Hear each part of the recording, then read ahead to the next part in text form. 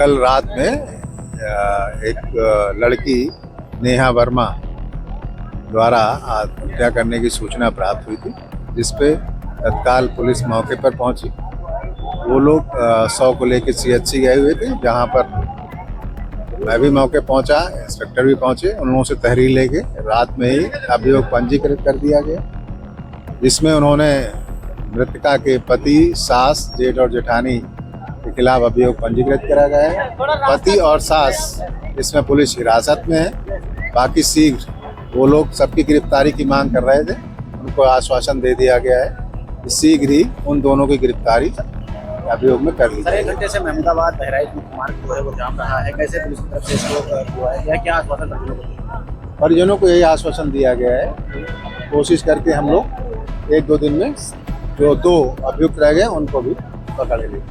इसी पर वो लोग तैयार होकर वो उन्होंने बोल दिया।